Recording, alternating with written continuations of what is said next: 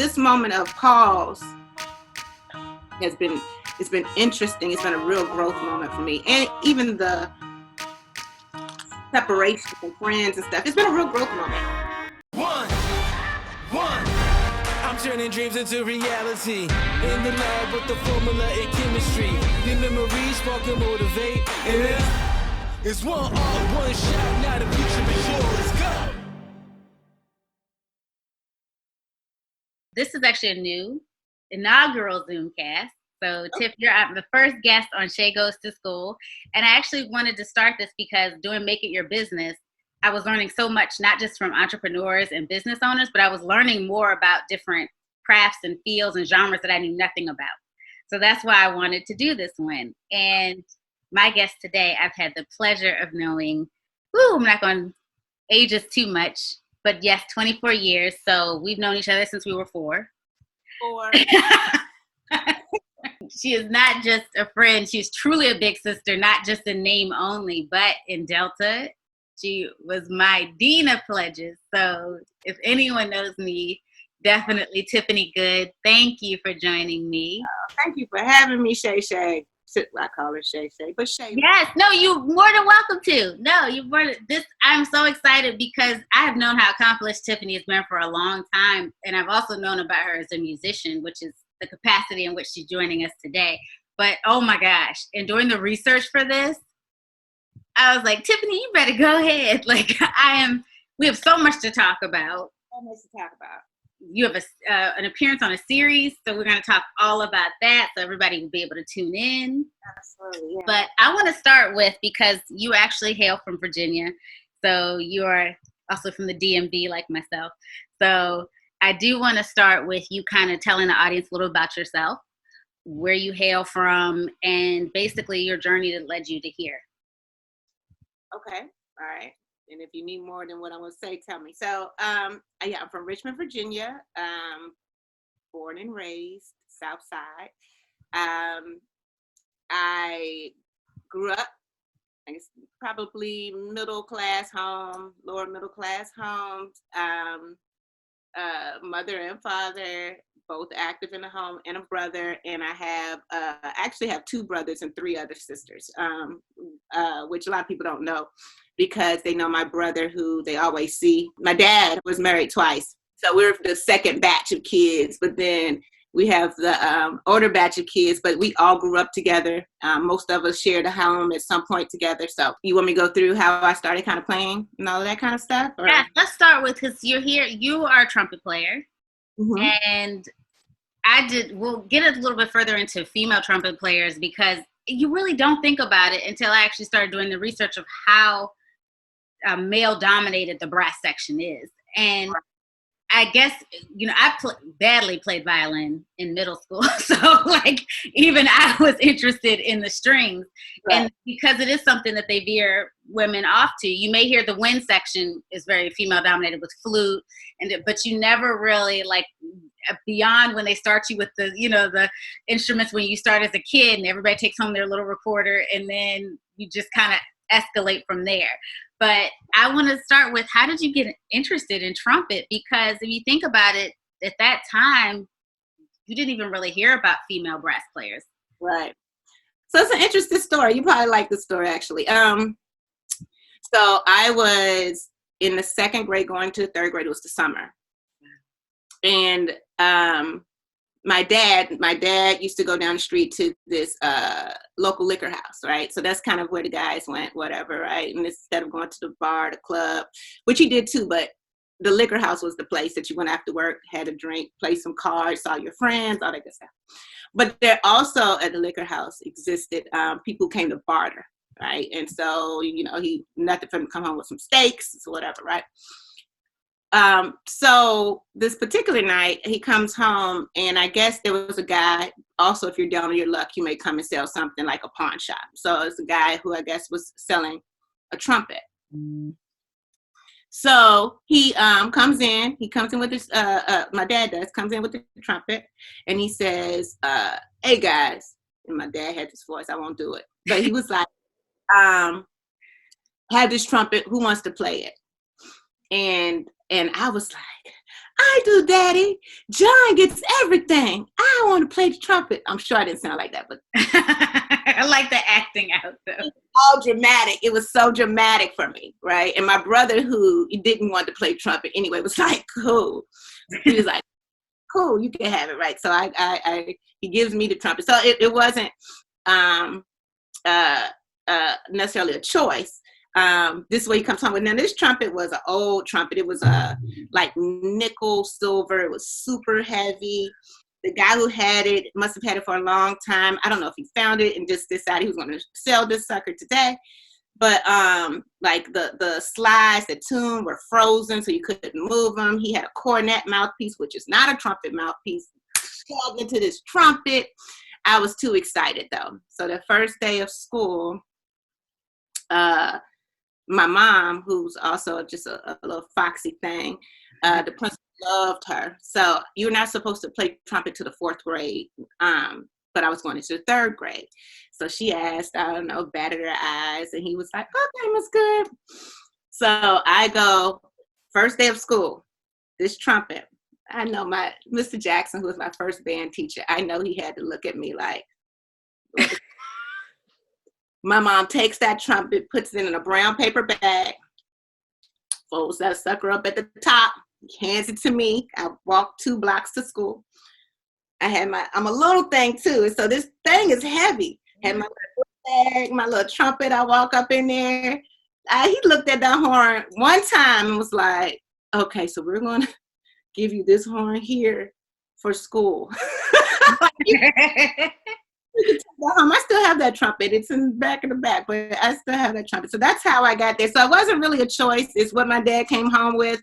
And I was the one who said I wanted to play it. My mom said, if you take that trumpet, then you're going to play it. Okay? And so I was like, okay.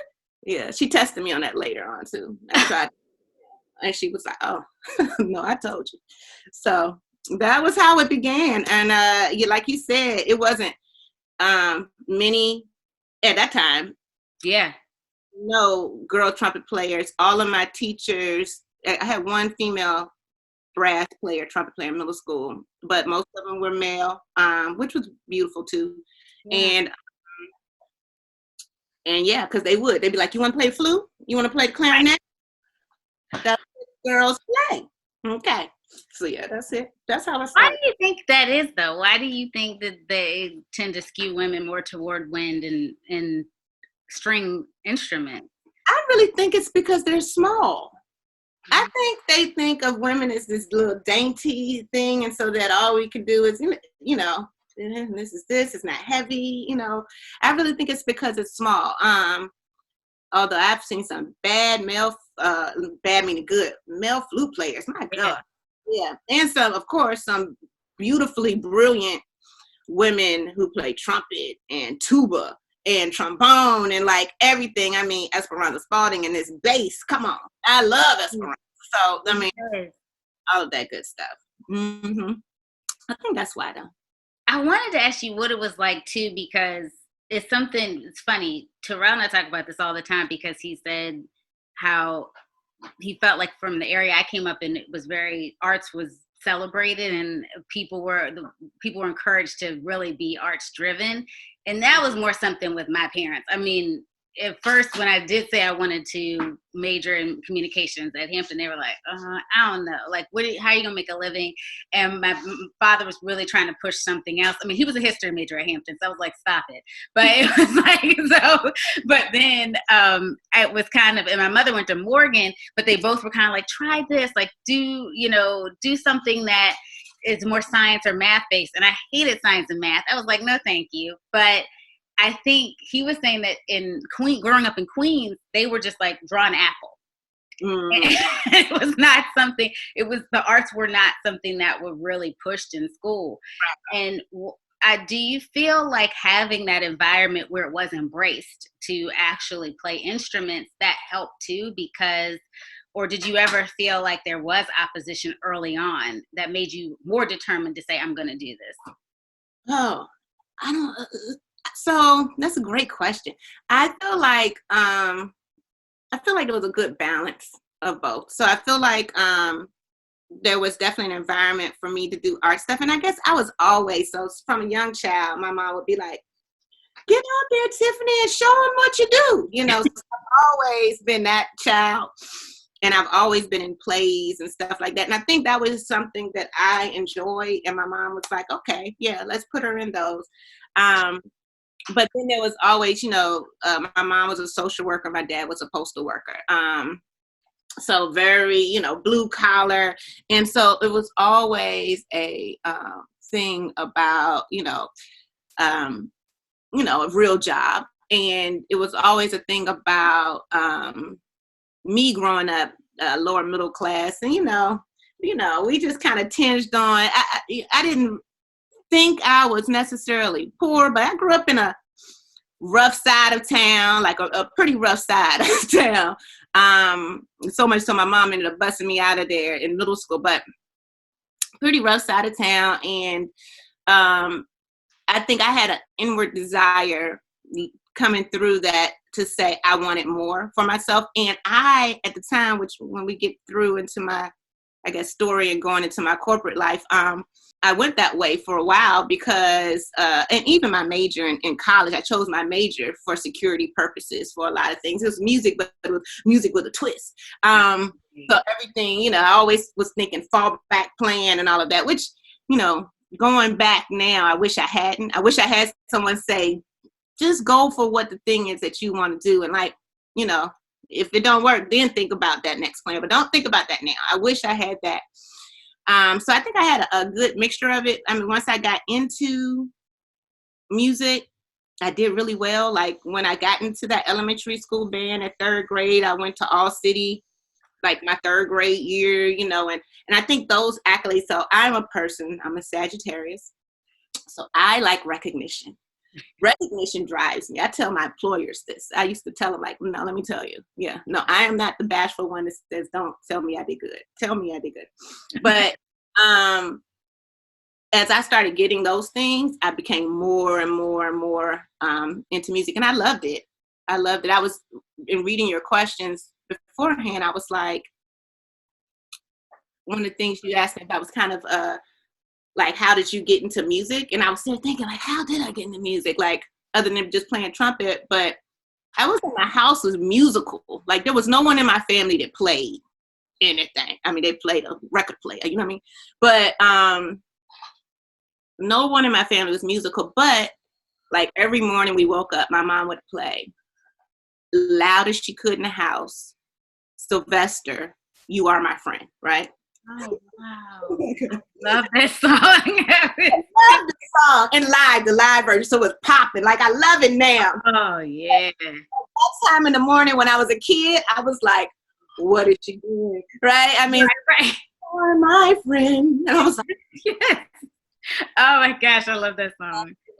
And so even like during Christmas, it was always festive. And she always played all this music. And so, and my sisters and brothers liked to dance, and my dad thought, he was the dancer. So if there was a party going on, he's in the middle of the floor. Okay, so I think those things helped develop my love for music, even though I didn't have anyone in my actual household who were musicians. Later on, I found out there's a cousin who always came over and drank and smoked his cigars, but he never. And later on, I found he played piano. Oh, like, where was that at? Why ain't you telling me that? Wow. That's interesting you said it, because my brother and I are both in television and film, but we grew up around music. I mean, my father, you cannot tell my father he can't sing. And to the point where they joined a new church probably about 5 or 6 years ago. It's separate from the church that I grew up in.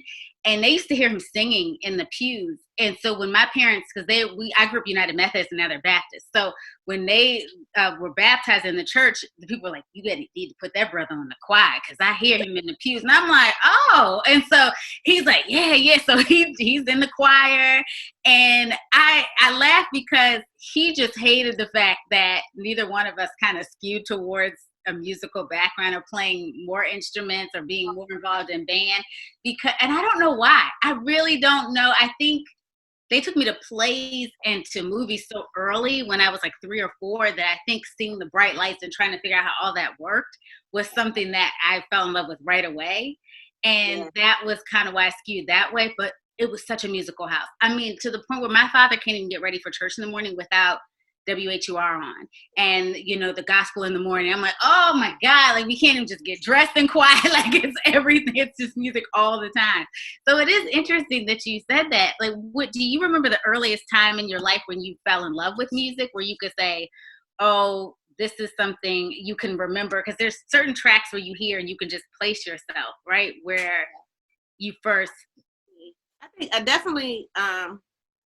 I do think I loved what my mom did. So definitely the Sylvester stuff. And then I think I started, speaking of your dad kind of thing, I think I started singing in church choir at like 4 or 5. Like my mom was like, okay, you're going to be in a church choir.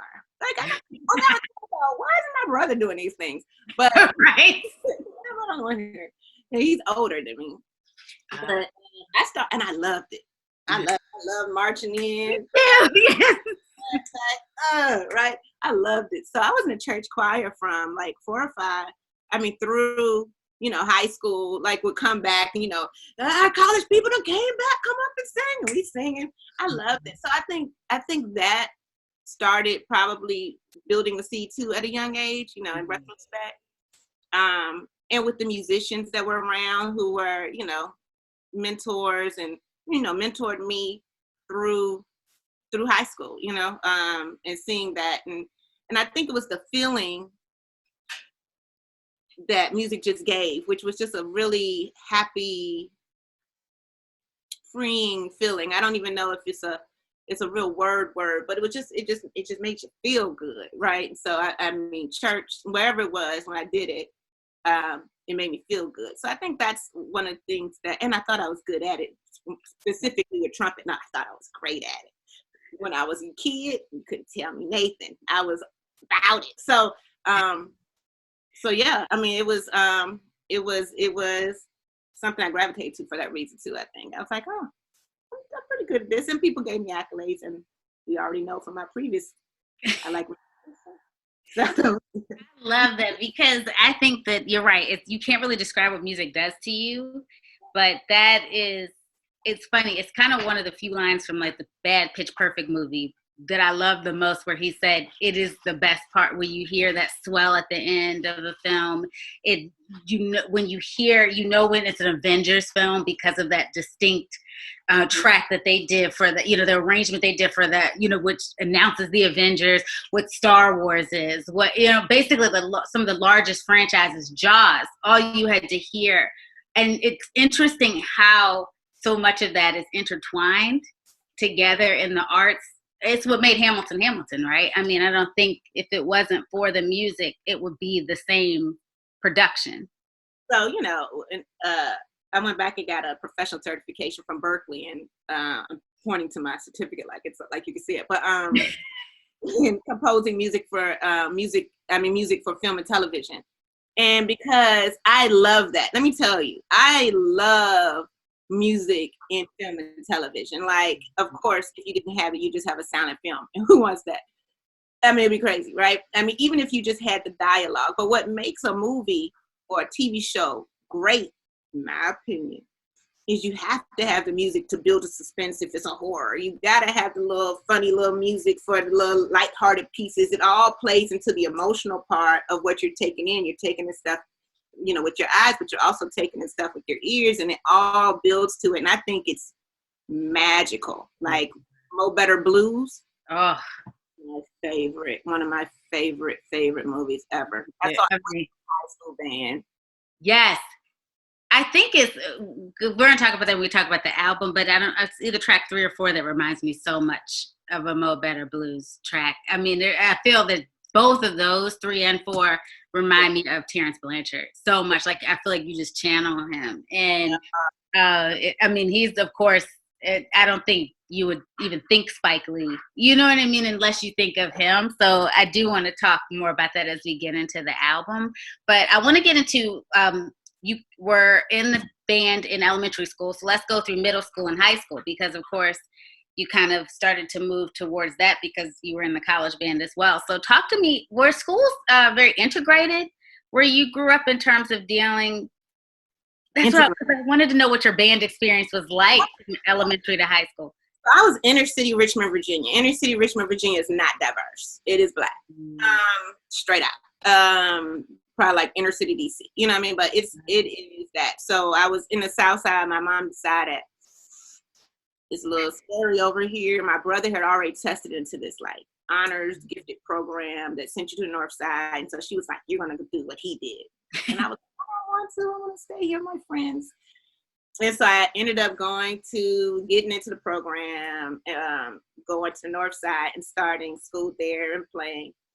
And this was when my mom tested my whole thing when I was like, I'm good. So I got to new school, weird, and didn't know anybody. Everybody's still on the South Side. A couple people came with me, and I decided I wasn't gonna play trumpet. So I was like, this is weird. I can't be a girl. And then like I'm coming into an environment, and now I'm a girl trumpet player. Like, let's not do that, okay? So I come home that first like day or so, and it's like, so guess what, Mom? Can't fit band on my schedule. She's in the kitchen as she does. My mom cooked 5 meals a week. Every day she cooked. Okay, I don't know how she did that. But she's cooking as she does when I always would come and tell her something. And yeah. kind of like ignoring me, but hearing me. And I'm like, so I was like, okay. So she looks up finally. She says, I tell you what, Tiffany. She's like, so either you can fit band on your schedule or I'll come fit band on your schedule. So needless to say, I got band on my schedule. I was like, that's not going to happen. My mom's dojo. So I went in, I started. It's male dominated, as we talked about, right? At this point, I felt pretty good because 3rd through 5th, I had done pretty well. It's a small, my elementary school is a small school, so it's not necessarily like I was the best of the best of the best. I've been in all cities, so I was feeling myself a little bit. But I was the only girl in the trumpet section, and the guys were interesting. They were middle school boys, so they were doing all the middle school boy stuff. And I remember I was very competitive, as I am today. And I remember saying, okay, I looked at who was first trumpet, and I was like, coming for him.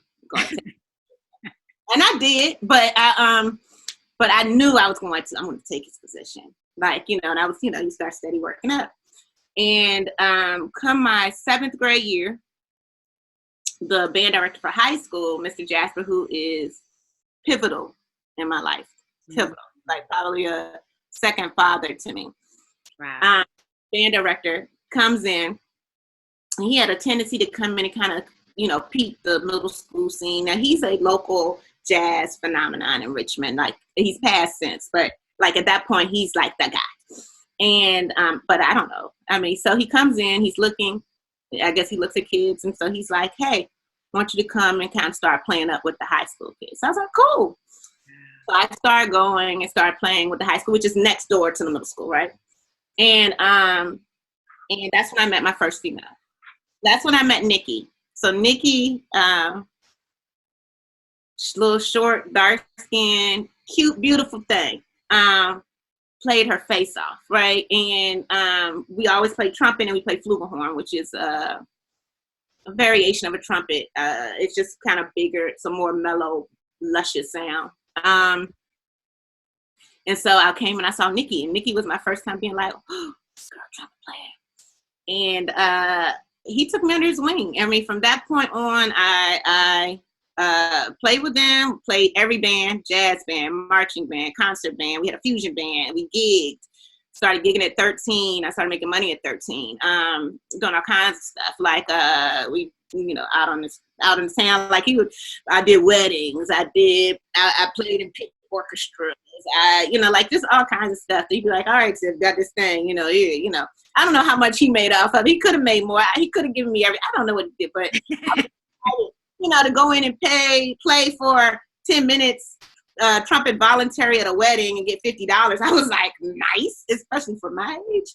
So early on, getting into gigging and really, you know, him being a jazz band guy, really getting heavy into jazz. We won everything that we went for, like anything we went for. And when we get to how I got to Hampton through that, matter of fact. But everything before we won. And he was everything to me. And actually my flugelhorn, which is propping up my computer, that's the case is he gave me this flugelhorn. When I went to Hampton. But yeah, everything, like, you know, I did pageants, all kinds of stuff, but it was everything to me. And it was a group of us from different schools, and we were a clique of people, and most of them went straight into music, just directly. And we were those geeks. We were those people who went to the jazz club, snuck in them to try to play. We were those people, right? We were those kids. And it was a great time. Hindsight being 2022, like it was a magical time, right? At that time, you just kind of, so that's kind of my little high school experience. I don't think I missed anything from that, but I mean, it was fun. It was a good time. Wow, I didn't know any of that. I love learning that. I did not know any of that about your musical past in terms of playing in clubs. You're like the Jacksons. I remember the Jacksons. There was a place called Benjamin's, this place called Rick's Cafe downtown Richmond, Virginia. And we would try to sneak in there. We were too young. And like God rest his soul, my keyboard player for my church. Uh-huh. Bad man. He would be in there playing, and we'd be like, that's Debo. You know, it was so much fun. Like, oh gosh, you know, everybody, it was beautiful. And I was a nervous Nelly. I was nervous. I would be in there like, and it's probably something that has gone through my life when it came to music in particular. I was good. I loved it. I also was super shy about it to a great degree, and super like sometimes could be not as confident in myself as others are, even to the release of this album. So when we did that, like even to 2 months ago. Well, that's because that is, and I totally understand what you're saying. I think every creative feels it because that's what's near and dear to us. It's like that's the part we want to share with people, but we don't want the criticism. We don't want the rejection. It's almost more devastating than that heartbreak, right? Because that is something we put our hearts into. And so I totally understand what you're saying. Like Drug is on me all the time about sitting on scripts. And he's like, you just have to start shooting stuff. Like he goes, I just don't know what. And I'm telling you, I could cut a show for every person from here to Timbuktu. But when it comes to my own, oh my gosh, that makes me so uncomfortable. So I totally understand what you're saying. And I'm glad you went out and did it. And I'm looking forward to talking to you about that. But I like hearing that because we didn't talk much about your music in school. Everyone knew you played the trumpet. Everyone knew you were in the band, but you're right. We didn't know that. And outside of your line name too, that was always kind of the reminder of coming back to the fact that you were a trumpet player. But let's talk about Hampton because, well, before that, I love how you had a mentor because that's something that also ushered me into what I wanted to do in high school was having a mentor. And I don't think people realize how, especially in our community, how important that is to have because when that person takes an interest in you and sees the talent and wants to nurture and hone in and really gird it up, what that does for a young person. So how did it feel to really have that person invest in you? Yeah, no, he was everything, really. I mean, like, I had band 6th and 7th period, which, 2 hours, and I had band 2 hours after school, right? So we sat for 4 hours a day together, pretty much, right? Jazz band, concert band, and then, like, fusion, private practice with him for 2 hours most days. And him being who he was, I mean, he was dynamic. And definitely spending that time with me and telling me, hey, I want you to go play here and play there and putting that confidence in me was everything. Now, he was a stickler. So I can't remember that movie by that drummer. But, I mean, yeah, he threw stands at practice. Like, he did all of that. All of that stuff that you hear band directors do, he did it Oh, he curses out from here to there. I mean, and I will say, it made me a perfectionist, maybe to a too far degree, like almost like I can't mess up. Like messing up used to mess me up a little bit. I had to get past that, but he was, he fed me. He nurtured me. I wouldn't be. When I play, I don't pick up a horn and don't think of him. I don't pick up a horn. I don't think of him. I don't think of my father. And these are the three people that I always think about: him, my father, and I think about Mr. Ransom, who was my instructor at Hampton. Those three people I think about. I cannot touch a horn and they do not come to mind. And I don't, we warm up, when we get ready to play, and it's long tones and all that. And in that moment, it's actually to me, it's very spiritual. It's a very quiet moment. It's a very breathing. You're doing a lot of stuff that probably you would do when you meditate. Yeah. And they come to mind every time. I mean, I feel like, for especially my dad and for Mr. Jasper, my mentor, that they're here with me every time I do it. So, so it was everything. I mean, I know I wouldn't be who I am if he had not come into that band room in middle school, looked at me and said, hey, I want you to come and play with the high school. And me come up there and start playing with them. And then him spending that much time with me and being like, come on, Tiffany, come on now, all of that letting me know, and then, I was the soloist, like I was the trumpet soloist everywhere, and him having that belief in me allowed me to believe in myself for sure. Oh, that's amazing. And your matriculation to Hampton, how did that come about? Because I knew mine was because of my father. And when I used to go to homecoming with him as a child, and like I knew I didn't want to go to Morgan because I was too close to home. But my mom was like, nobody wants to go to Morgan. But Hampton, it was something about the camaraderie that I would see at homecoming. But what did it for you? And did you know right away, yes, I'm going to be in the marching force? I mean, there was no other reason. I mean, not just that. I mean, not no other, but right. This story is a good one. Senior year of high school, I am, same old. Jazz band, our jazz band was the joint. So my mentor, my band director, ends up during our senior year having a triple bypass surgery. Right? What in the world is going on, man? Put down the cigarettes, right? So he goes away for months. So they bring this guy in, and bless his heart, like, he's teaching us the la-di-da, la-di-da, this is not how we play. We don't la-di-da. So he's teaching us that, and, he's starting to teach us more theory, which I do wish I had more theory going into college, but it's all very vanilla. Okay. So, my band director comes back and he's like, what has happened to y'all? It's because we were la-di-da, 1, 2, 3, let's go. And no swing, none of the stuff that he had taught us. So we were learning. So he decided we're going to do this Count Basie orchestra competition. It's at Hampton University. Okay. All right, bet.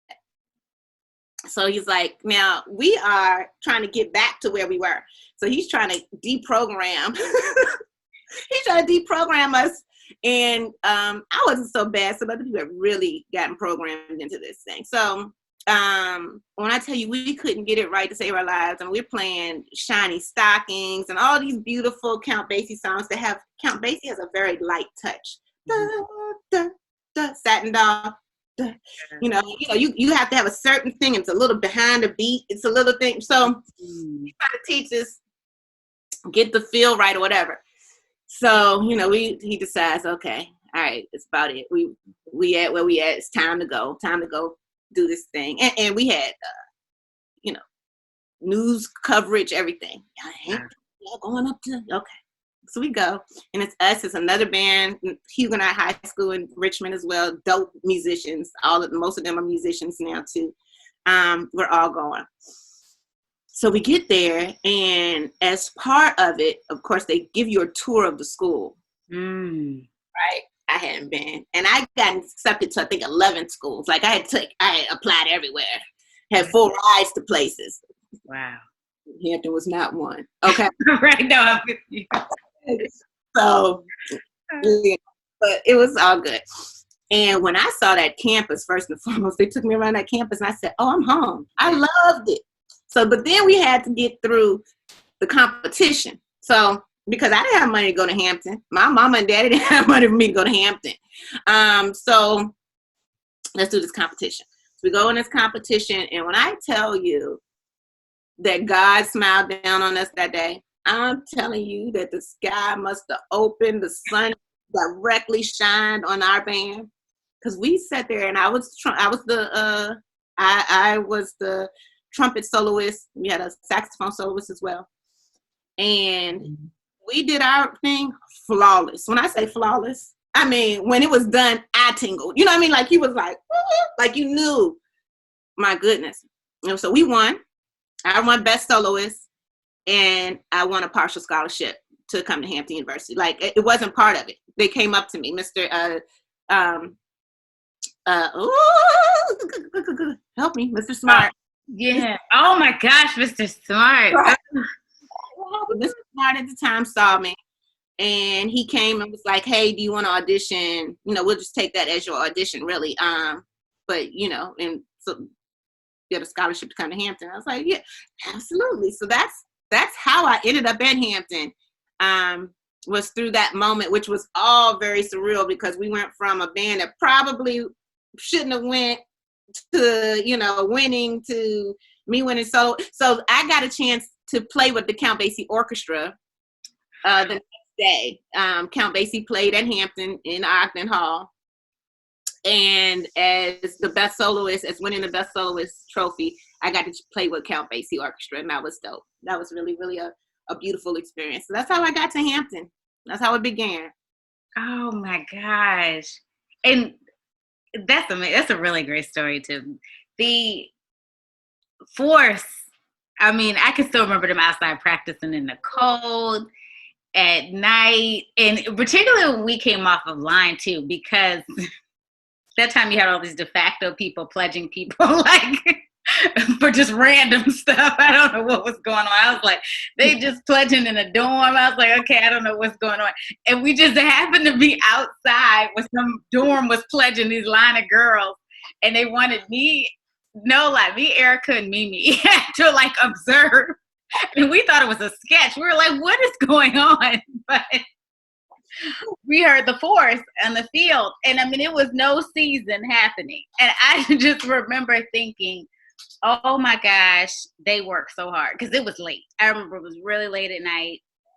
And I want you to talk about what that experience is like, because Hampton doesn't, I'm glad they're finally starting to get their just due as a band. I mean, of course, we're in Italy, and then they're going to be out in the Thanksgiving Day parade.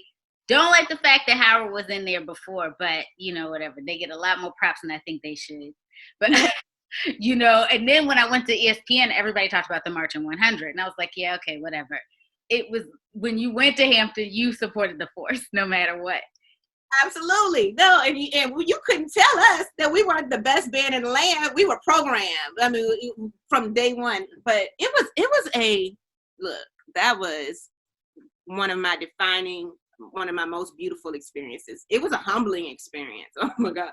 So I get there freshman year, and what they do as a freshman when you walk in the band, and I didn't know, right? So we're there, we're all excited, everyone thinks they're the stuff, right? Everybody's like, I got recruited, I'm the joint, I was the best one in my band, wherever I'm from.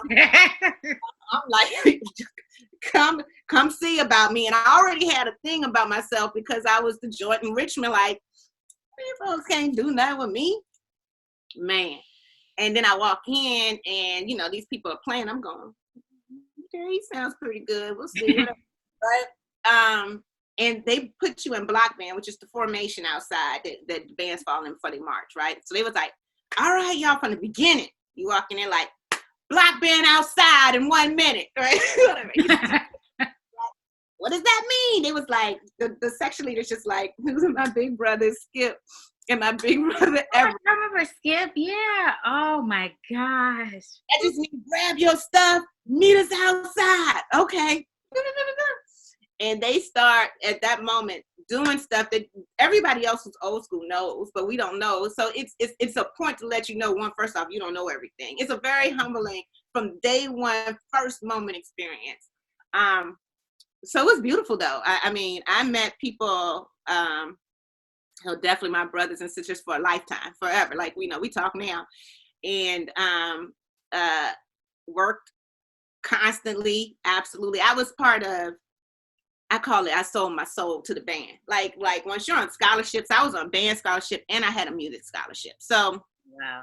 I was in every band. I was in marching band, the Force, which I'll go back to that in a second. But I was in symphonic winds. I was in concert band. I was in jazz band. I was in a fusion band. I was like, I lived and breathed music. Like, that was what I did at Hampton.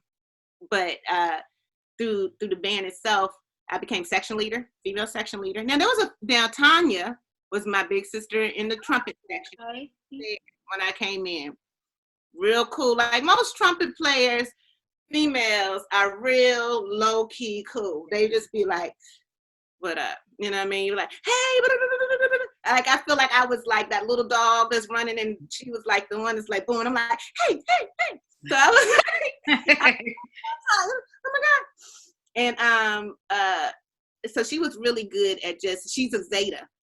Really cool and really good at just kind of, it's cool, boom, boom, boom. She didn't baby me at all. But I was like, Tanya could do what I could do. We had a female drum major at the time when I came in. Wow, I didn't know that. It was no joke. She was scary. She was very scary.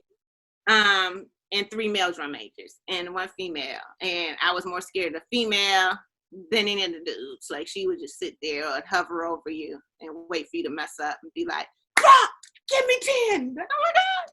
But I was in the best shape of my life. I became section leader myself I want to say my sophomore, junior year. It might be my junior year. Band president. I'm band geeked out. Understand? I mean, there were some things definitely that I probably would have liked to have done that I didn't get a chance to do. And then I ended up writing a poem that's on I don't know if you've ever seen that. There's a poem that's on the back of the shirt. It's called The Creation. Oh. And it's a shirt. It's a poem that most alumni wear. But what happened when I left, which was crazy, was that they started learning the poem. So it was their Invictus. So when I came back, like, I used to come back every year, and I came back one year, and these people started lining up to talk to me. So it was crazy because I saw a guy from high school who I hadn't seen in a long time, and we're sitting talking. I've graduated from Hampton, mind you. Right. We're talking, and these people just started lining up, and I'm like, what's happening? Hi, Tiffany Goode. You wrote The Creation. And to this day, I think they used to make, if you were pledging Tau Beta Sigma, you had to learn The Creation. That was crazy. So that was a little piece of trivia. So I love the marching band. I love what Thomas is doing with it now, really taking it to that next level. I love it. I became definitely like grew into myself in certain aspects through that experience. Not in all. Didn't necessarily make me the most confident trumpet player being in the marching band, but it helped me grow in other ways. Oh, because there were so many talented people. I mean, I still, I went and I worked hard and as a music major, we don't do thesis or whatever, right? We have a senior recital, and we had to do recitals every semester. So we had to do a recital every semester, and you have to do a big hours recital to graduate. And so I was always at my practice room, which we all had practice rooms, practicing and all that good stuff. But I felt like, oh my God, everyone is so good. You know, I mean, Dwayne Squire, who ended up doing the fuzz band, and my brother, like, everyone was so good. And Dre, who's in Maryland, and he's doing his thing, and everyone was so good. And I was, and Skip and everybody, and I would just be like, I mean, I'm okay, you know. And so I don't think it was a moment for me to really be like, you know, I think I shied away more so than stepped into, like I was more in the front in high school. I was more in the back in college. Mm-hmm. I can understand it. Hampton felt like that for me. And especially because I got teased about being a TV major. And I wanted to talk to you about like, oh my gosh, all the time. I laugh now that everybody wants to be like, a lot of people we went to school with, particularly my class, are venturing into television and film. And I'm like, none of y'all want any parts of, everybody was laughing about me being a TV major and what that meant in school. And I wanted to ask you in terms of music, how that was received as well, because what people thought about you being a music major, because it is amazing how we were just on that crux of the change. We were probably about, I don't want to say necessarily a generation, because it happened so fast. It felt like 2000, next thing you know, by 2008, things were moving faster. And then 2011 on is just like a blur. So I almost feel like we're about 8 years a little too early for what now is like this phenomenon of everybody as a content creator, right? In some way, shape, or form, because people learned how to use DSLRs and your phone can film now without the training. But what did it feel like be at that point? Because we were actually listening to some old tracks. They were calling them 90s one-hit wonders. I didn't know like Candyman was like Knocking the Boots was that one-hit wonder. And I was like, man, these were some tracks back in the, yes! I was like, I love that song. But how music was such a big part of Virginia too. I mean, at that point, the Neptunes were starting to slowly come into the scene when we were coming out of school, and the Timbaland was huge. And of course, Teddy Riley, like seeing the Teddy Riley battle made me laugh because there were so many girls interning for Teddy Riley at Hampton. I worked for Teddy Riley at Hampton. It was crazy because we were in that time where AI was becoming big in basketball, and it was just this really, the Hampton Roads area was really getting a lot of attention because of the talent coming out of there. But at the same time, Hampton was still this very conservative liberal arts college, you know? So how do you feel in terms of being a music major at that time? How was that received by peers? So I have a very practical side of me. I have a very creative side. I have a very practical side, which is why I think I can fluctuate. I was able to fluctuate from corporate to music to corporate and all that. So when I decided I'm going to major, I looked at schools that had more than just music education and music performance, because I was like, one, I can't really teach nobody children. Okay. I knew that about me then. Okay. It's still true. And then I was like, performance is so, I don't know. Right. Yeah. And, you know, hindsight being 2020, I would go back and maybe just do performance, maybe, but I don't know. It all, I don't think so. Actually, I take that back. Actually, because it all plays in. So at the time when I was coming in, Hampton had a new major, music engineering technology. And it was in its trial stage. So matter of fact, the first year of it, we had to go before some big body of people in Ogden Hall. And it was like, you know, a town hall, like where you got to get up and give your speech as to why we should have music engineering technology stay as a major, because they were redoing the whole catalog. Wow. And they weren't going to have 3 music majors. You couldn't be a performance major, education, and MET. Like, can't do that. So you're only going to have 2. Figure it out. So I remember us going into the Ogden. It was me. It was Chris Henderson. It was because he was a music major for a while. Then he went to business. It was Delonte Murphy. It was Skip. It was like, you know, all these people coming in to fight for music engineering technology to become a major. So, and we won. And so I went in, and music, so it pretty much was a major in music and a minor in electrical engineering. Right? We took crazy courses. Like I took up to differential equations, which is over calculus in math. Like it was ridiculous. Okay. But I was learning how to work in a studio. So it was cool. So when the Fugees came that year, and it was the Fugees and all them, like we got to set up the stage and all of that good stuff. And then Brian McKnight came. And yes, I remember that. We got to go with the audio people then, and like it was really cool. And then I ended up interning, for Teddy. But so at the time, it wasn't for me. I was like, this is good, because if this doesn't work, I have an engineering kind of minor. Mm-hmm. I can get into an engineering kind of field, which is kind of how I led to television, to be honest, how that segue happened. So, I'm always still cultivating this plan B type thing, which, plan B ultimately sometimes just becomes your plan A. But you still cultivating this thing over here to make sure that you got something to fall back on, just pull it forward. So yeah, that's how kind of, I became that music major, MET major. And so it was seen as good. Like my mom and them wasn't tripping. Also, I mean, I paid for my college, like through loans and stuff so they didn't really have much to say about my major necessarily. And my dad loved me playing horn. Oh, that girl play the horn. Yeah. So my dad loved me playing the horn. So it wasn't nothing about that. But quick story. When my dad dropped me off, they dropped me off at school my freshman year. Mm-hmm. I think I was 1,000 short, right? Hampton didn't play that. I need my money here up front. Right. Oh, no, you can't go anywhere. Okay. My dad went to the bank, pulled out $1,000 and said, hey, that's all you get for the rest of these 4 years. So you better make sure you figure the rest of it out. Tiff, how did you have time to do everything? I mean, you were so present as a dean of pledges. Like, did you sleep?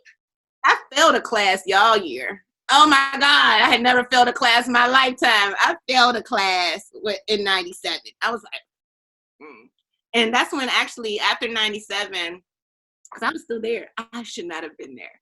Let's be clear. After 97, that was my super senior year. It was 97. So here I am in 98.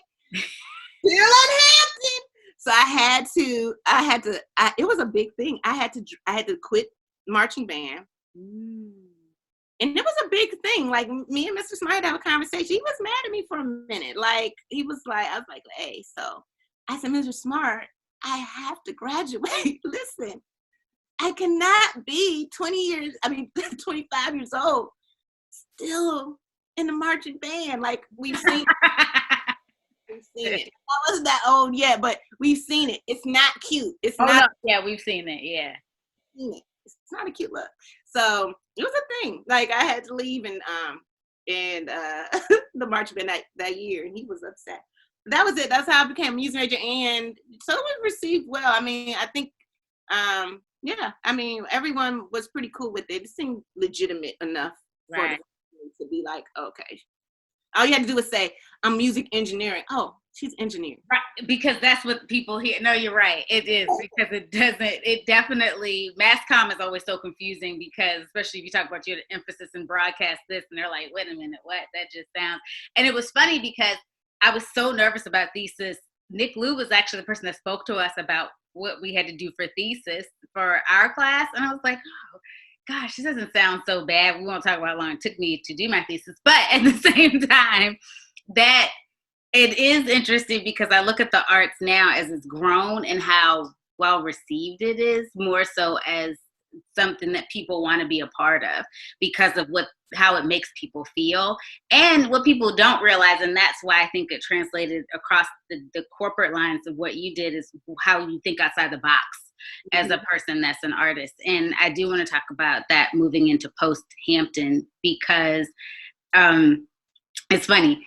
I was so confident coming out of high school, because it was like, oh, I did so well academically, and how I got to Hampton, it was very intimidating. It was kind of like everybody was the best of the best in everything. And it was like, oh my gosh, you're in, because everybody looked like you. It was even more intimidating, because you were no longer the Black person that stood out at your school that was better than everyone else, right?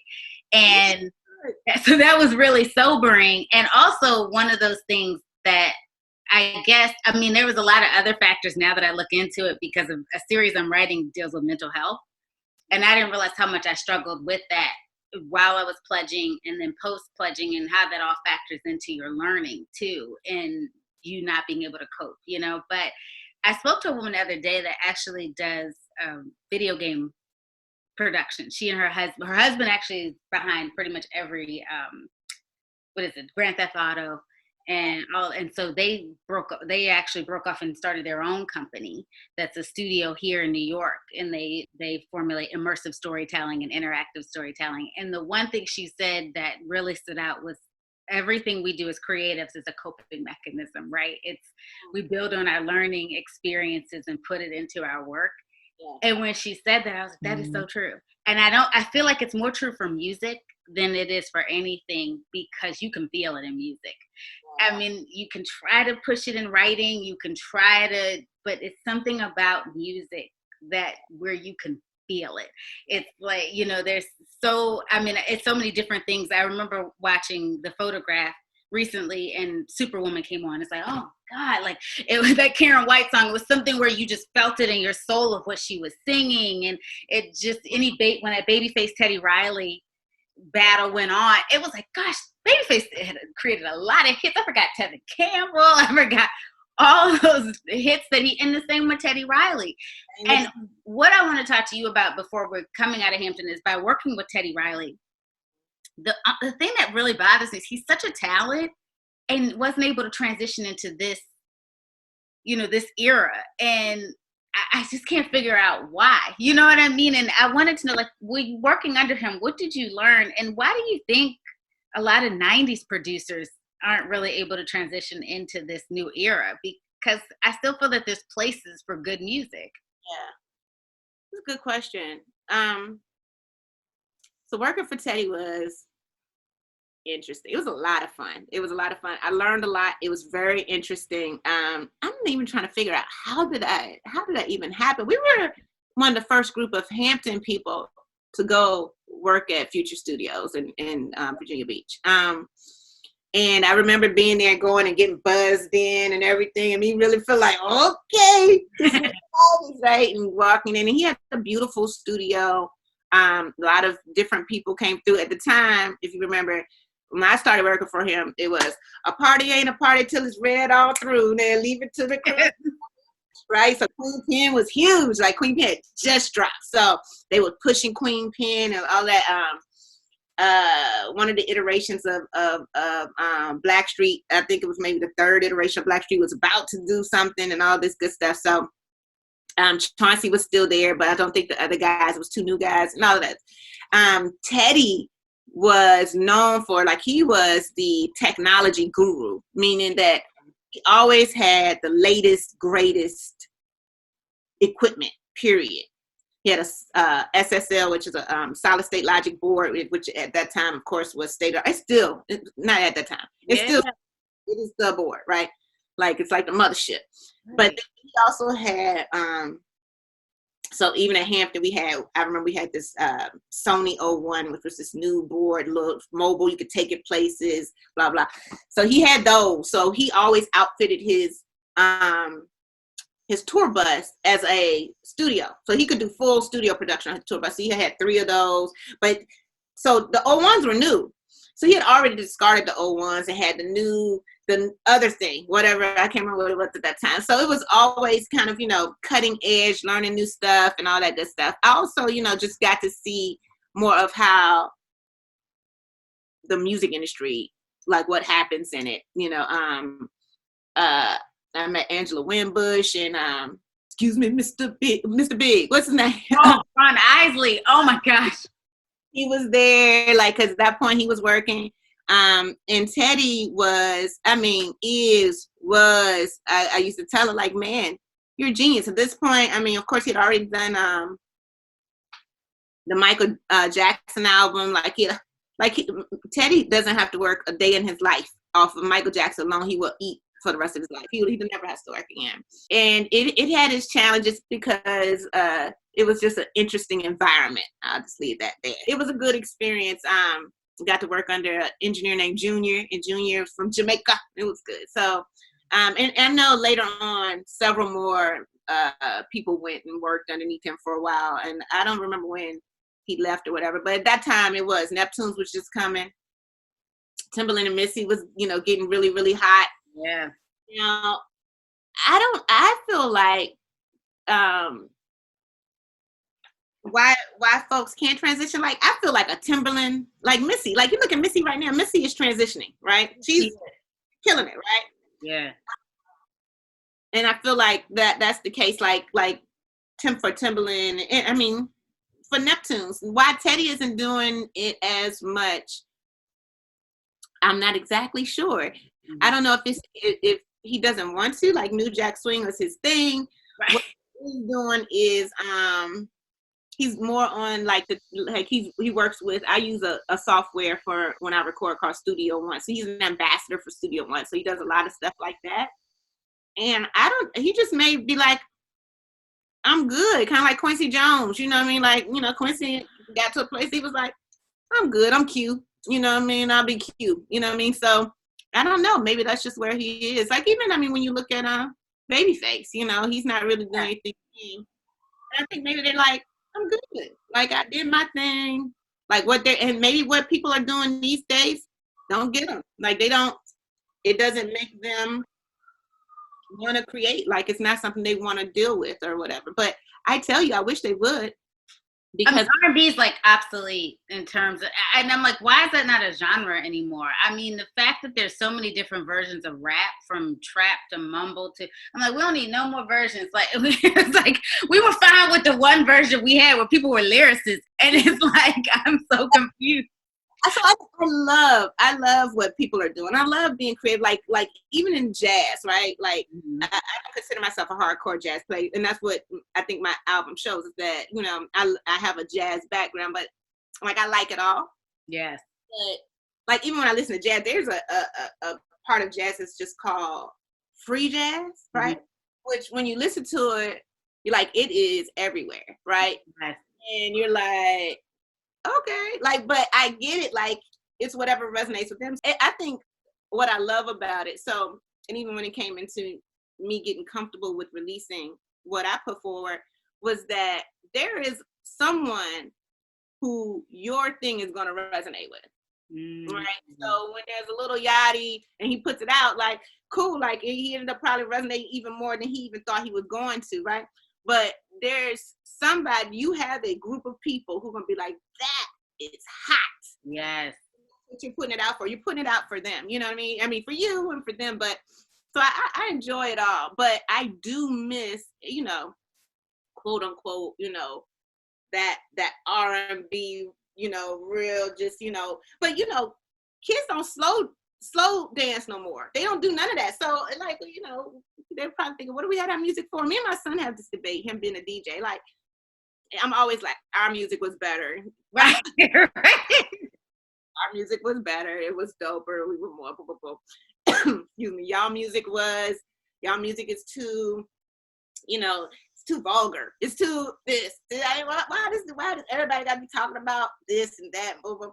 Mama, I can bring up examples of your songs where, true, I mean, I'm just saying, but those were far and few between verses. So we have these whole debates, but I get it. So, but I do like people being able to just express their artistry however they do, and those people who want to grab it, they grab it. But I think with you being a musician, you can appreciate that too, because that's not my lane. Sometimes I'm like, oh my God, why is this? But there is an audience for it. So I think that is but I feel like we had timeless music, and that's sometimes what I worry about too right now, is there are so many, and I do feel like that with your album, there's so much timelessness to it that it'll resonate over time, and that's the beauty too of the type of music that you play. Before we get into or as you're starting to move out of Hampton, in terms of trumpeters in general, I didn't realize how many Black females there were in the past, because I never knew about Dolly Jones, Validity and Snow. I didn't know about Lil Hart and Armstrong, Tiny Davis. I didn't know about any of these people until I did research to prepare for our discussion. Gene Davis and Clora Bryant. Cynthia Robinson, a lot of people had heard of because of Sly and the Family Stone, but I had never, you don't hear about all the other women from the early 1900s to the, and to the 40s. So, because I didn't realize there were all female brass bands in the 40s that were Black. Yeah. So let me just say, I didn't either. Okay. I mean, even, I think this is the thing about not having a female mentor at any point other than the middle school, my band director was a white female.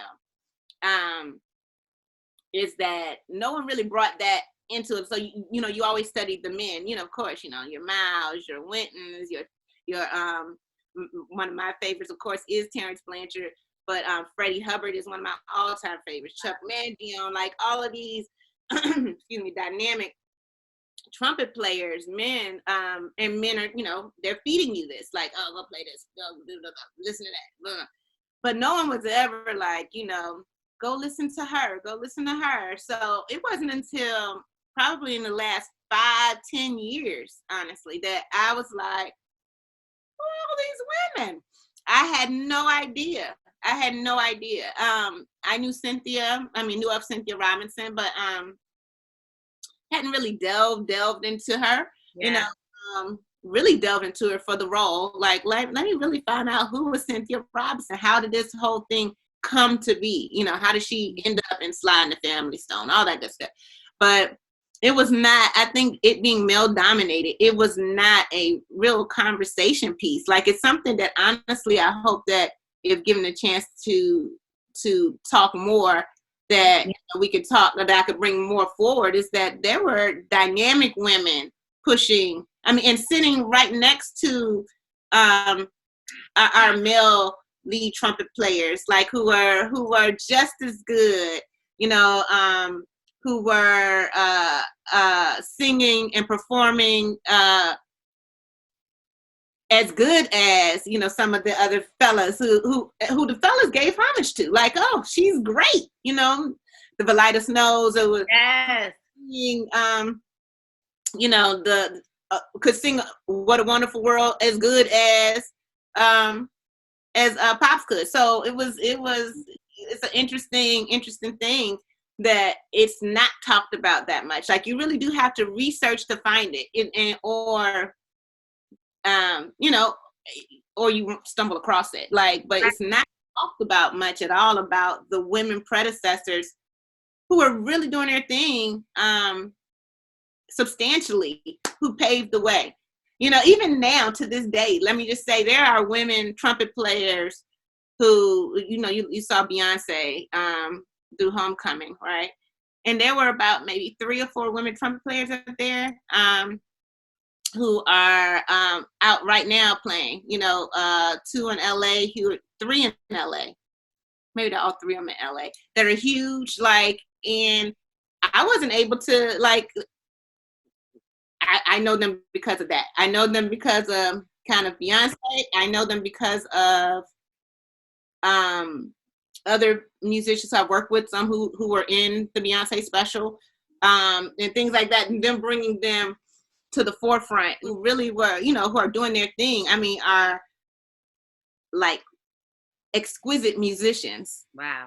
It's just not, it's not something to talk about. Even here, there's another sister here who plays too. And I think women in different genres of whatever, it's always like, whether it's rap or whatever, like there's one, like, it's never really, you never hear about a group of like women or whatever. And I think we've been conditioned a lot of times to think that, there only could be one good woman something, you know what I mean? And I would love to see more.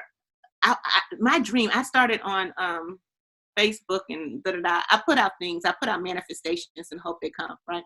Yeah. I started a thing called Brown Girl Buzz. Because my thing is, I would love to, and I reached out to some people, it just hasn't manifested yet, but it will. But I would love to get an all-female brass band together. And it's been a dream of mine for the last couple of years. Like, I want I got a homegirl from Richmond who lives here now who plays tuba. Like, I want to get all these, I know female trombone players, I know female trumpet players here and all that. I would love to get us all together and have a jamming all female brass band. So we'll see, but it wasn't something that was taught. I would love to be the person or help to teach younger women, young girls coming up who are thinking about playing trumpet or playing trumpet about these outstanding women who came before them. Like, I really did not have that opportunity. And I think that would have nourished me even more, like to even know that there were these trailblazers who had already laid a path. So I'm not etching my own one, you know what I mean? Right. But yet, really standing still, even though I don't even know it, on the shoulders of these women right here. So it was a beautiful thing to find out, but I didn't find out till later on. Wow, that's amazing. That you're right. I wish there were more, in general, more women nurturing in those roles of the brass section, and just in general, like you said, there's always been one. Like, I remember so many people saying there'll never be another Oprah in terms of a media mogul, because it's kind of how our society is set up, right? It's like, okay, we let that one get through.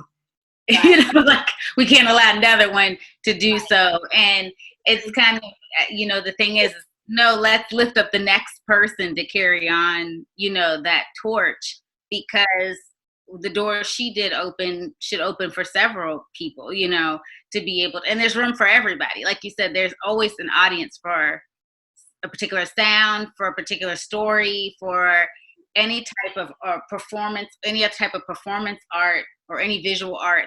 There is someone there that's going to appreciate it. I wanted to know, when you were coming out of Hampton. So yeah, I left out of school. I was still working for Teddy when I graduated. I ended up working in admissions for a bit, for a year. And I transitioned into working at WVEC Channel 13 in Norfolk, Virginia, as a master control operator. Kissing cousins, somewhat, kind of like audio, kind of not, but it was, it was a board. It was a board. I have no boards. That was and a hard one to actually operate. A lot of people don't know that. And so that was back when before it was all automated, right? Right. So this is when you actually switched, and we had newscasts, and right. People were rude. Those directors would curse you out on headset. Okay, roll the daggone break. They're not saying daggone. Okay, and then once you roll the break, they about to all the way through the beginning. Set up, coming in on a tight shot on whatever, right? And you're like, okay. But that was something that was actually a lot of fun, and I enjoyed it. And let me just say this. Oh, so there was a pivotal thing. There was a couple pivotal things that happened. One thing was, after I finished at Hampton, after I finished my senior recital, I stayed in Hampton for 6 years. Jesus, I was tired. Sister was tired. So I put my horn in the case, and I put that sucker down, and I said, and I'll never forget, I was walking through the campus. School must have been out because it was real quiet and whatever. And I ran into my theory teacher, one of my theory teachers, Dr. Stokes, Dr. Stokes, you're a genius. I didn't recognize it then, but know that I had recognized it after I left. But Dr. Stokes, I ran to him and he said, Tiffany, he always talked really weird. Wherever you go, join an orchestra, right? I was like, join an orchestra? What are you talking about? I am about to take a break. But it was such a good, it was years later. That sticks with me to this day. That was a real big thing. But so I put my horn down. I put my horn down for maybe a year, leaving out of there. And I was working at the school. I started working at WVEC and was thinking, was really starting thinking, I don't know. I love music, but I don't know. And how I ended up in Atlanta was, this is actually when you come into the story. How I ended up in Atlanta was that WVC, so let me just tell you this. At Hampton, I was making $16,200 a year. Okay, so let's know that I was on those ravioli strong. You know what I'm saying? I'm in there on that PB&J heavy. Okay, so then I was like, okay. WVC was like, we're paying $18,000. I was like, bet. I'll never forget my last sister Delisa was like, how do you survive? So I started working WVC, did a great year. Like I'm working overnights, 10 p.m. Oh, those are the best though, yeah. Right. So, which was great and bad, just, more scary than anything. So I finished, I do my year. Dude is like, hey, look, you did so great. Look, we can give you 1% raise. So that's when I started looking. So I said, okay, this is not going to work because we're at 18,000 now. So we ain't moving nowhere. So I started tvjobs.com, Lord, putting in my little resumes, right? Put it into ESPN, put it into Turner Broadcasting. Got both calls the same day. They said, hey, we want to interview you for ESPN. We want to interview you for Turner Broadcasting, set up the interviews or whatever. I did phone interviews first, and they were saying, we want you to come. Mm-hmm. Okay. So I jumped into my little, at that time I had bought me I just got my new car. So I didn't no longer have one I read. I had, right, you remember y'all, you talk about my car. I had my little neon. I just got this little neon. So I was like, okay, and I hit you up, like, because you were there already, because I had been in Hampton forever. Okay. So you were like, interview, you were like, Tiff, yes, come stay with me. Because that's my Shay. Yay. I drive all the way to Bristol, do my interview. They loved me because they were using the exact same technology we were using at WBC. So they were great. All right, cool. Left there, I think within a week, I went to Turner. Went back to Hampton and drove to Atlanta. Oh, Tiff.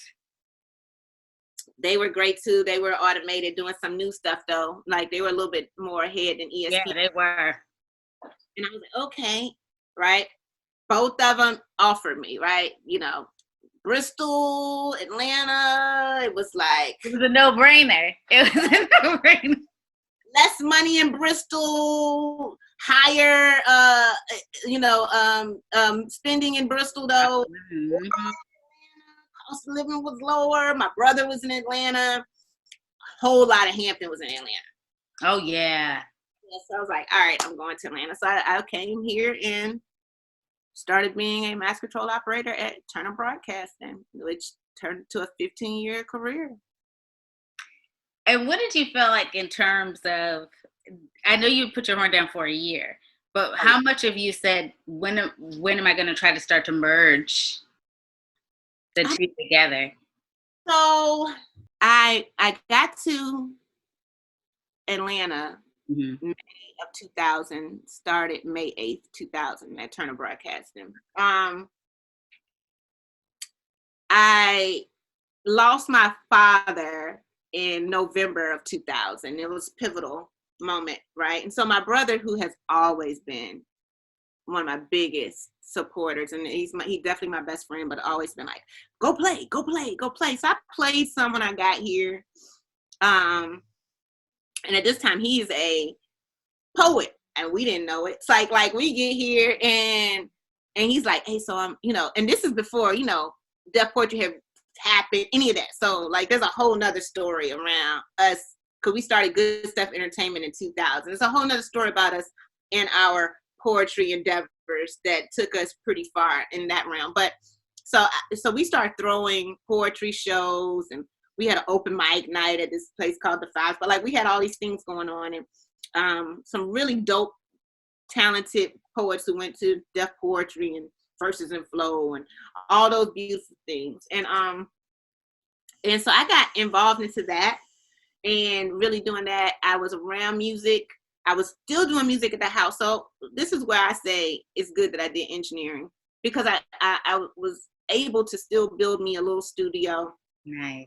Still do my music, still whatever. But it was kind of like even with the people I went to school with and music majors would graduate with, and I'm like, yeah, I still play. And they're like, yeah, sure you do. And I'm like, oh, no, I do. And I get why they would say that, because We don't see you doing nothing. And I get it. So I had gotten, when my dad died though, my father passed away. I feel like it changed a lot of things for me. My trajectory went a little off for a while. And one of the things he wanted from me was I told him I wanted to go back and get a master's, and he was so excited. So when he passed, it became my mission. I'm going to get my master's. So that's when I went and got my MBA at Clark. And just really, girl, it was a hustle. Like I worked from 10 p.m. to 6 a.m., got off, grabbed me 2 Red Bulls, got to 8 o'clock class, worked out. I was totally in a grieving process, but not realizing that that's what was happening. So I was just, yeah. And when it took me years. It took me probably 10 years of grieving, but I started doing it little bit by little bit, like, cause music for me is like I can't leave it but for so long. Like it's a constant nag. It is how I scream. It's how I relieve myself. A lot of times when I'm frustrated and just stop, I play, and it's been that. And so I could only put it down, but for so long. So I went back and, I started playing some, and I started doing little things,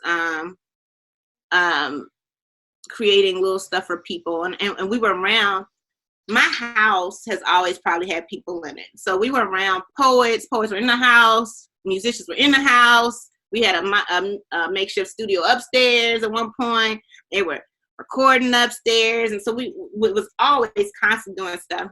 And then, later on, I really started kind of playing, and I, really making some steps. I met my now ex-boyfriend, and so I had an album before this that never saw the light of day. So I was working on something then when I met him, and I would, work on something and be like, John, what do you think, my brother? And he'd be like, it's dope, Tiff, and I'm like, you're only saying that because you're my brother. But then, my ex, and he's a phenomenal keyboard player, and he plays trumpet. Oh, wow.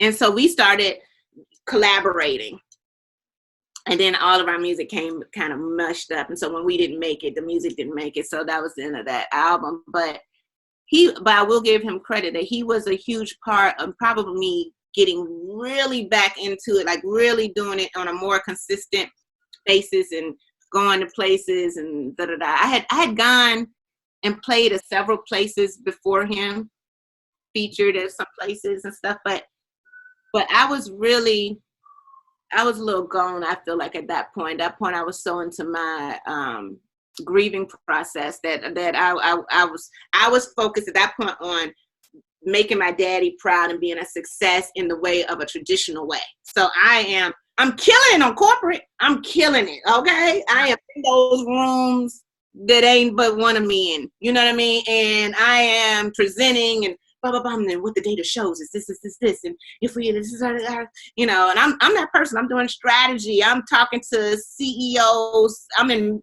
castles in London. I am like, I'm doing it. Like, it's big time, right?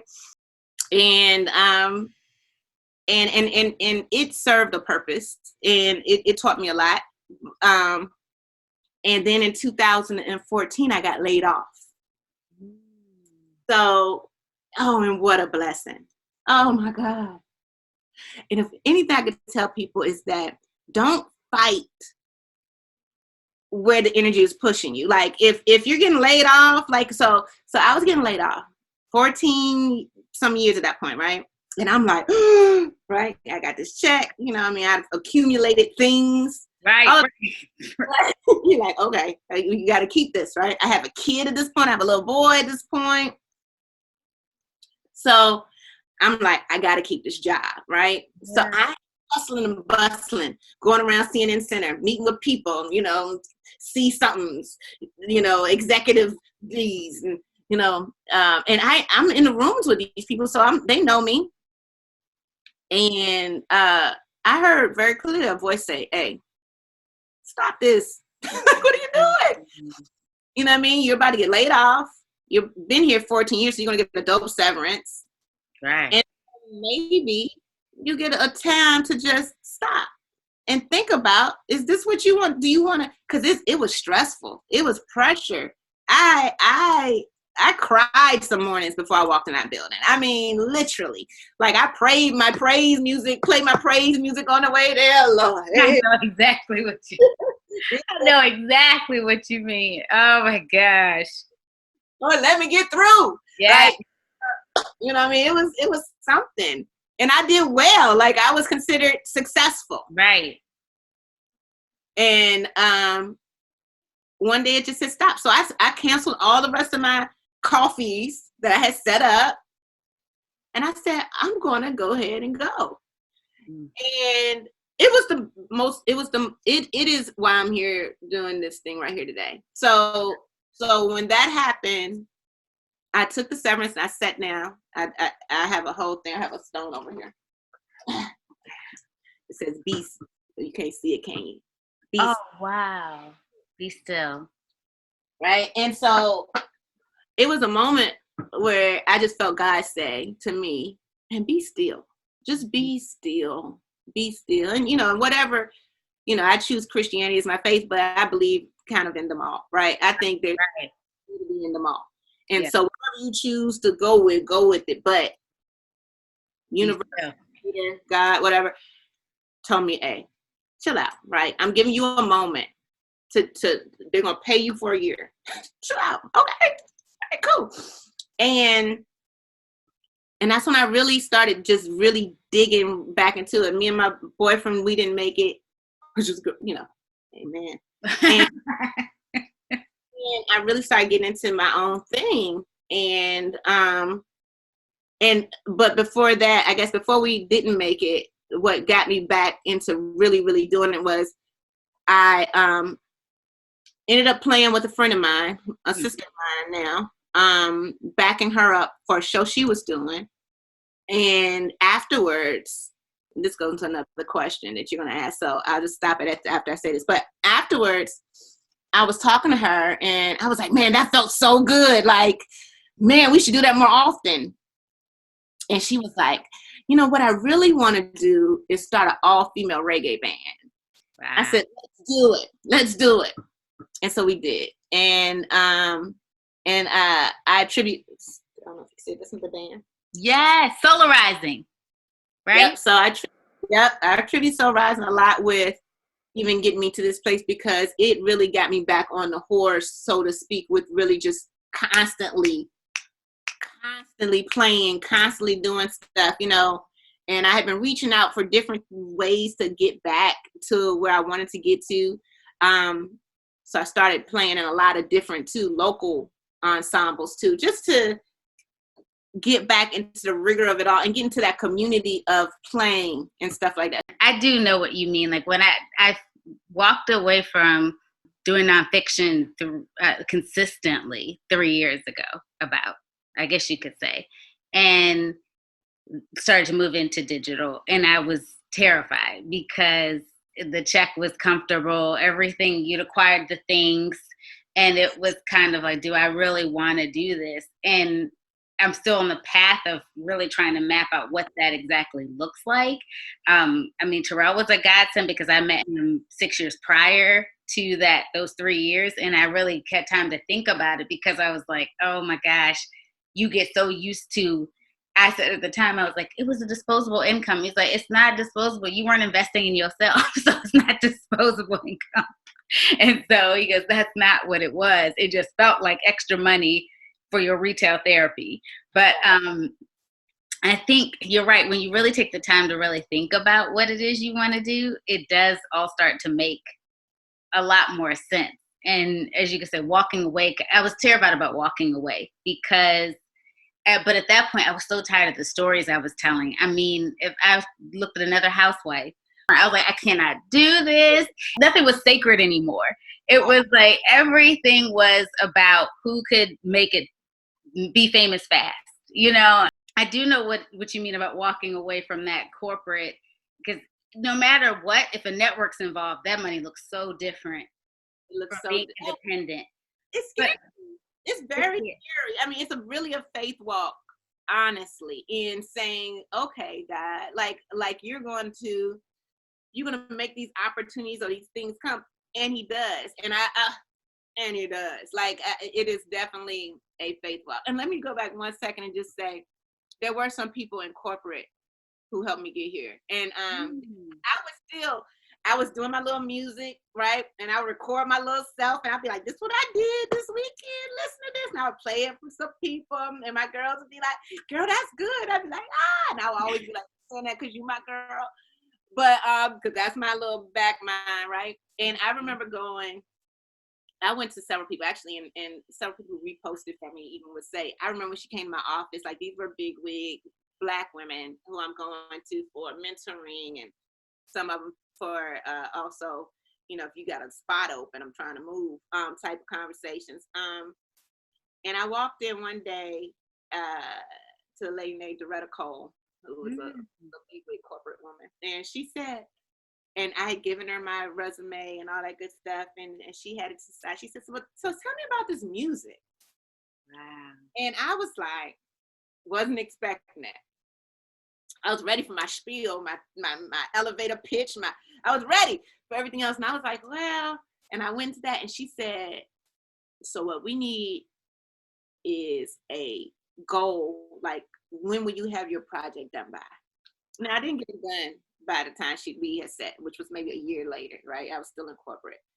But that seed, I hit her up after I released this album. And I said, I want you to know that part of this even coming to fruition is based on the fact of our conversation that we had that day. And we, you know, had many conversations thereafter. But that conversation that day, and your stopping me and asking me about music when I came in not to talk about music, was it was a defining moment for me. And so I was still, you know, like brother man hustling my CD, but I won't tell nobody like, hey, listen to my song. Listen. Right. Right. I was still doing that. But you know, it still didn't translate to me. I wanted my art to be able to provide for me.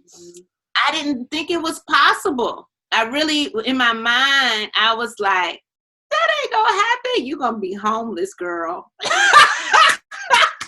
No. Girl, and you got a kid.